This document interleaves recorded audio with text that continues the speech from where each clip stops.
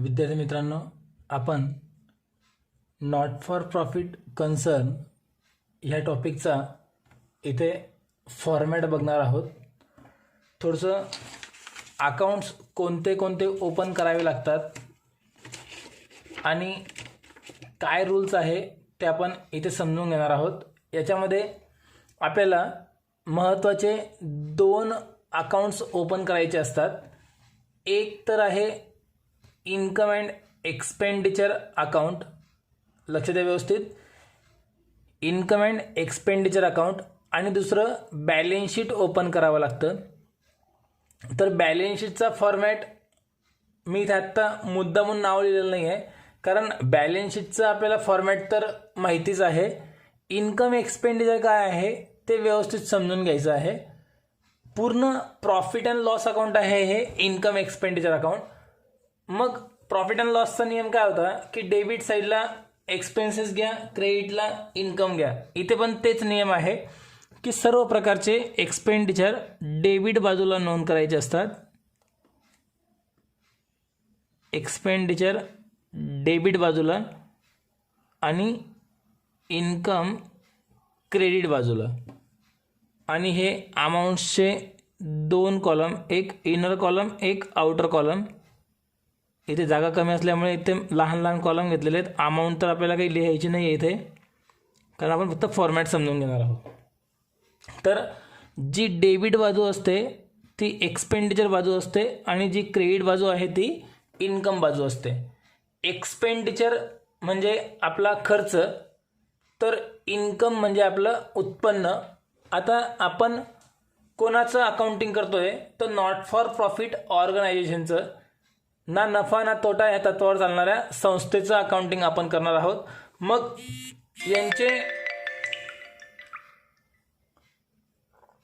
यांचे खर्च कोणते असतात आणि यांचे उत्पन्न कोणते असतात ते आपल्याला बघायचं आहे. ठीक आहे, तर बघा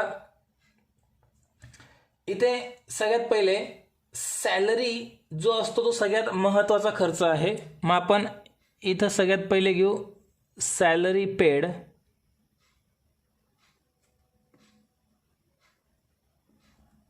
याच्यावर बऱ्याचदा ॲडजस्टमेंट सुद्धा असते.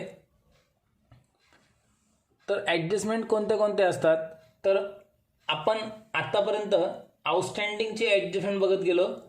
इथे वेगळ्या वेगळ्या प्रकारच्या ॲडजस्टमेंट इथे येत असतात.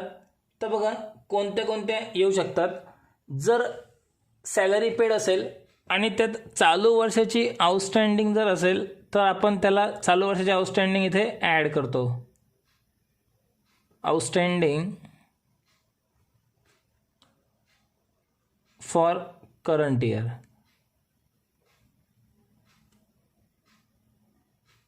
अमाऊंट जी आहे ती इथे इनर कॉलममध्ये, जी ॲड केली ती पण इनर कॉलममध्ये, पुन्हा टोटल खाली आली इनर कॉलममध्ये.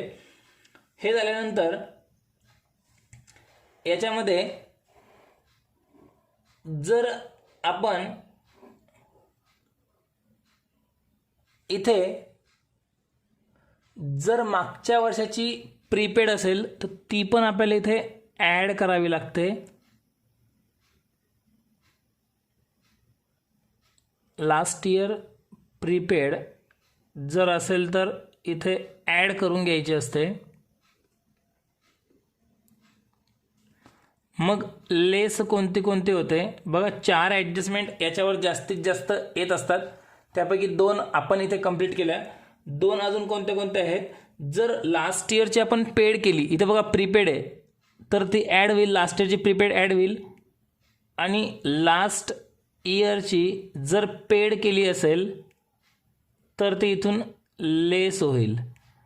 अजून एक अमाऊंट इथून लेस होते, ती म्हणजे पुढच्या वर्षाची आपण पेड केली असेल तर लेस पेड फॉर नेक्स्ट इयर. आणि मग फायनल अमाऊंट बाहेर येईल. याच्यापैकी आपण फक्त फायनल अकाउंटला 2 अमाऊंट बघितलेले आहेत. एक ही आउटस्टँडिंग ॲडजस्टमेंटची आणि एक पेड फॉर नेक्स्ट इयर म्हणजे प्रीपेड एक्सपेन्सेसची, ह्या ज्या दोन मधल्या आहेत ह्या आपल्यासाठी नवीन आहेत. ह्या तुम्हाला मी जेव्हा ॲडजस्टमेंट येतील तेव्हा पूर्ण समजावून सांगेल. ही एक महत्त्वाची ॲडजस्टमेंट होती. याच्यानंतर एकच महत्त्वाची ॲडजस्टमेंट असते, ती असते मटेरियल, स्पोर्ट्स मटेरियल कन्झ्युमची. ते पण मी समजावून सांगेल. फॉर्मॅट थोडासा मोठा आहे, पण व्यवस्थित लक्षात घ्या. तुम्हाला जे नोट्स मी देणार आहे त्या नोट्समध्ये पण हा फॉर्मॅट असेलच. ठीक आहे. सॅलरी फक्त महत्त्वाचा होतं म्हणून तुमचा फॉर्मॅट सुरुवातीला घेऊन टाकला.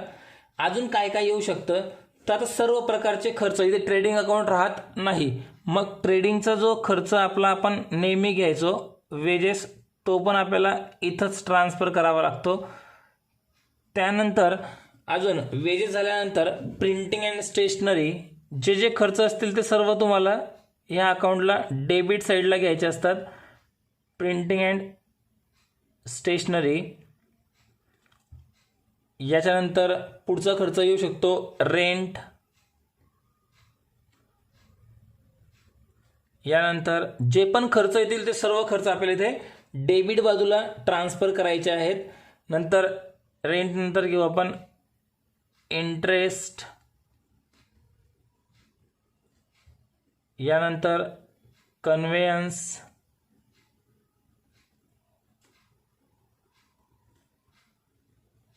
कन्व्हेयन्स नंतर ऑफिस एक्सपेन्सेस.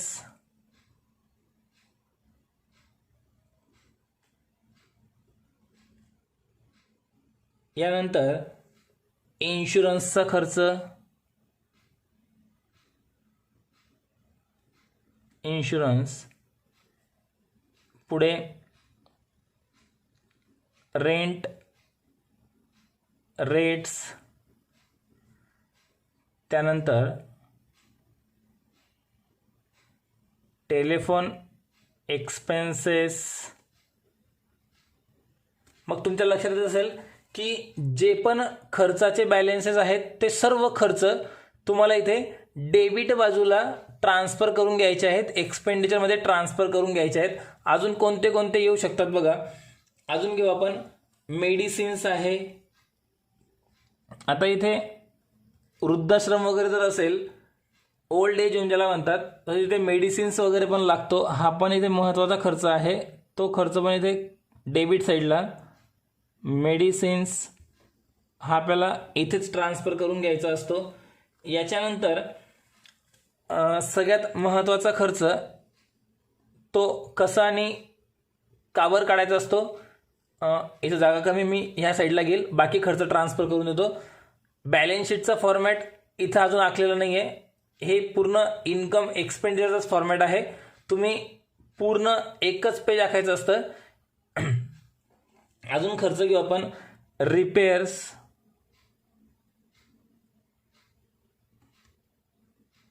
त्यानंतर मेंटेनन्स.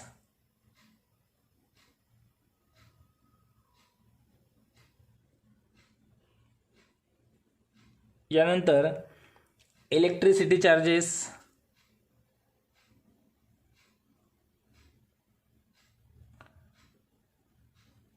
इलेक्ट्रिसिटी चार्जेस झाल्यानंतर sundry expenses.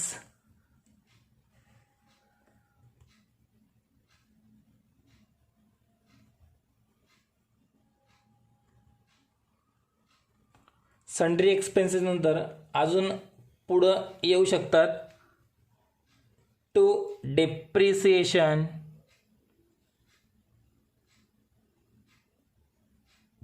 To depreciation. Depreciation झाल्यानंतर आता इथे जागा कमी आहे म्हणून मी ह्या साईडला इथं घेतोय बघा. डेप्रिसिएशन नंतर अजून इथं येऊ शकतं, हा ॲसेट्सवरचं डेप्रिसिएशन आहे बघा. इथे मी लिहून देतो तुम्हाला, to depreciation on fix assets. फक्त फिक्स ॲसेट्सवर डेप्रिसिएशन आकारलं जातं. यानंतर पुन्हा एक्सपेन्सेस. हे जे मी इथे घेतलं ते याच्या खालीच कंटिन्यू आहे, लक्षात घ्या. मी इथे नावं दिलं तुमच्यासाठी समजण्यासाठी. एक्सपेंडिचर आणि इकडे इन्कम. इतका मोठा फॉर्मॅट जरी दिसत असेल तर तुम्हाला हा पूर्ण पाठ करण्याची गरज नाही. फक्त एक्सपेन्सेस तुम्हाला एक्सपेंडिचरला ट्रान्सफर करता आले पाहिजे. इतके सगळे खर्च येत नाहीत, मोजकेच खर्च इथे येत असतात. फक्त ॲडजस्टमेंट इम्पॉर्टंट आहे. तर इथे बघा अजून एक खर्च आपण घेऊ महत्त्वाचा, loss on sale of assets. ॲसेट्स विकून जर लॉस झाला असेल तर तो पण आपल्याला इथे एक्सपेंडिचरमध्येच ट्रान्सफर करायचा असतो. यानंतर आता ज्या बॅलन्ससाठी मी अगोदर उच्चार केला होता तो स्पोर्ट्स मटेरियल कन्झ्युम जो चालू वर्षाचा आहे तो कसा काढायचा लक्षात घ्या. Sports material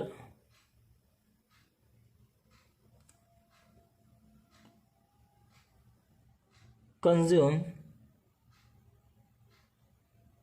during the year. आता काय होतं बघा, समजा एखादं स्पोर्ट्स क्लबचं अकाउंटिंग जर आपण करत आहोत, स्पोर्ट्स क्लबचं अकाउंटिंग आपण जर करत आहोत तर स्पोर्ट्स क्लबचं अकाउंटिंग करताना जे स्पोर्ट्स क्लब आहे तिथे जे काही खेळण्याचे साहित्य असतील ते चालू वर्षामध्ये जे वापरून खराब झाले तुटले तो खर्च असतो तो एक्सपेंडिचरला आला पाहिजे. आणि जे शिल्लक आहे तो क्लोजिंग स्टॉक म्हणून ॲसेटला आला पाहिजे. म्हणून तो कसा काढायचा त्याचा फॉर्मॅट आहे. इम्पॉर्टंट पॉईंट आहे, मी स्टार करून ठेवतो बघा. याला जे जे इम्पॉर्टंट आहेत त्याला मी स्टार करून देतो. नंतर इकडे सॅलरी हा पण भाग इम्पॉर्टंट होता. आता कसा काढायचा असतो बॅलन्स याचा फॉर्मॅटच तुम्ही लक्षात ठेवा. स्पोर्ट्स मटेरियलचा बॅलन्स जो आपण कन्झ्युम केलेला आहे तो कसा काढायचा तर इथं लक्षात घ्या. सगळ्यात पहिले आपण घ्यायचा असतो ओपनिंग स्टॉक. जो मागच्या वर्षाचा आपल्याकडे जे साहित्य आपल्याकडे पडलं होतं तो स्टॉक पहिले इथं घ्यायचा. Opening stock. ओपनिंग स्टॉक इनरमध्ये घेतल्यानंतर त्याच्यामध्ये चालू वर्षी आपण जो खरेदी केला तो ॲड करायचा असतो. Add purchases. Add purchases. चालू वर्षी खरेदी केलेला आपण त्याच्यामध्ये काय करायचं ॲड करायचं. आणि याच्यामधून जो आता शेवटी आपल्याकडे शिल्लक आहे तो फक्त लेस करून द्यायचा. त्याला नाव द्यायचं लेस क्लोजिंग स्टॉक. तो लेस करायचा क्लोजिंग स्टॉक आणि जो बॅलन्स उरेल तो बाहेर. म्हणजे आपण इतकं बॅलन्स वापरलेला आहे, म्हणजे जो मटेरियल खराब होऊन गेलेलं आहे वापरण्यायोग्य राहिलेलं नाही हा याचा अर्थ होतो. आता जेव्हा आपण अमाऊंट घेऊन ते सॉल्व करणार ॲक्च्युअल क्वेश्चनमध्ये तेव्हा ते अजून लवकर तुम्हाला क्लिअर होईल. इतका फॉर्मॅट एक्सपेंडिचरचा आहे. इन्कममध्ये काय काय येऊ शकतं बघा. इन्कममध्ये सगळ्यात महत्त्वाचं यांचं इन्कम असतं सबस्क्रिप्शनचं, म्हणजे वर्गणी.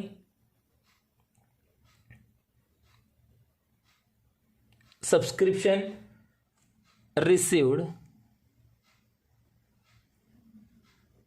सबस्क्रिप्शन रिसिव्ड हे सगळ्यात त्यांचं महत्त्वाचं इन्कम. आता हे सबस्क्रिप्शन रिसिव्ड जे चालू वर्षी मिळालेलं आहे ती अमाऊंट इथं आहे. जसं सॅलरी इम्पॉर्टंट आहे एक्सपेंडिचरमध्ये तसं सबस्क्रिप्शन हे क्रेडिट साईडला म्हणजे इन्कम साईडला सगळ्यात इम्पॉर्टंट पार्ट याच्यामधला आहे. आता याच्यामध्ये पण 2 अमाऊंट ॲड होतात आणि 2 अमाऊंट लेस. याच्यापेक्षा जास्त ॲडजस्टमेंट इथे येत नाहीत. मग ज्या ॲड होतात ते आपण अगोदर इथे ॲड करू. कोणते कोणते सबस्क्रिप्शन ॲड होतात. सबस्क्रिप्शन म्हणजे काय वर्गणी. कोणते कोणते ॲड होतात. जर समजा चालू वर्षाची वर्गणी ही मागच्या वर्षी मिळालेली असेल ती इथे अगोदर ॲड करून टाकायची. याला नाव द्यायचं आपण रिसिव्ड इन लास्ट इयर. म्हणजे ही कधी मिळाली लास्ट इयरला, पण कोणत्या वर्षाची फॉर करंट इयर. आणि हे आपण सर्व जेव्हा क्वेश्चन सॉल्व करणार तेव्हा एकदम डीपमध्ये मी समजून देईल. फक्त तुम्ही हा फॉर्मॅट व्यवस्थित समजून घ्या की आपण नेमकं कोणता बॅलन्स कुठं घेतोय. बाकी काबर घेतला हे आपण नंतर परत क्लिअर करणार आहोत. फक्त एवढं लक्षात ठेवा इन्कम म्हणून ते इकडे येतं आहे, एक्सपेन्सेस म्हणून ते डेबिटला येतं आहे.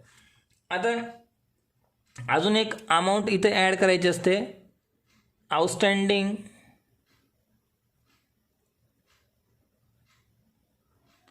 For current year, outstanding for current year इतके अमाऊंट ॲड केल्यानंतर दोन अमाऊंट इथून लेस होतात. त्यापैकी एक पहिली अमाऊंट की जी मागच्या वर्षाची जी सबस्क्रिप्शन असेल ते जर चालू वर्षी मिळालं, रिसिव्ड फॉर लास्ट इयर. बघा इथे पण लास्ट इयर होतं, इथे पण लास्ट इयर आहे, पण हे काय बघा रिसिव्ड इन लास्ट इयर हे मागच्या वर्षी मिळून गेलं तो चालू वर्षाचं, आणि हे काय चालू वर्षी मिळालं मागच्या वर्षाचं. दोघांमधला फरक व्यवस्थित समजून घ्या. नेक्स्ट एक आहे जर पुढच्या वर्षाचं मिळालं असेल तर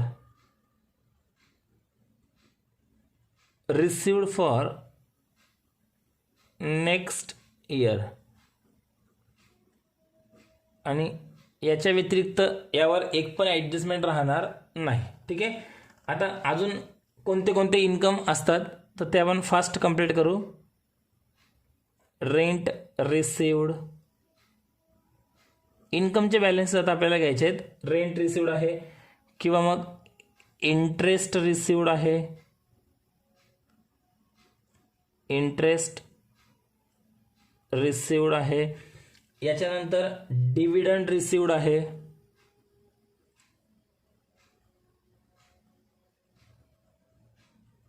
डिव्हिडंड रिसिव्ड.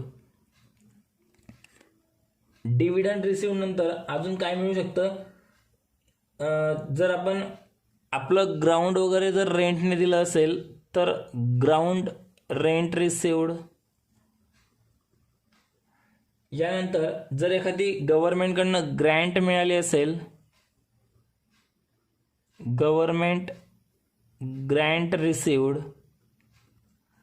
यानंतर अजून काय येऊ शकतं तर किरकोळ इन्कम म्हणजेच सन्ड्री रिसिप्ट.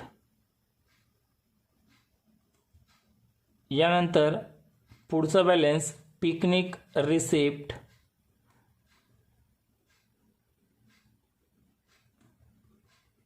पुढे एंट्रन्स फीज हा पण महत्त्वाचा बॅलन्स आहे. Entrance fees. यानंतर एंट्रन्स फी नंतर admission fees. Admission fees. Admission fees नंतर अजून आपले बॅलन्सेस येऊ शकतात. डोनेशन, डोनेशन पण येऊ शकतं. यानंतर पुढचा बॅलन्स याच्या बिलकुल विरुद्ध लॉस ऑन सेल ऑफ ॲसेट्सच्या विरुद्ध profit on sale of assets. Profit on sale of assets.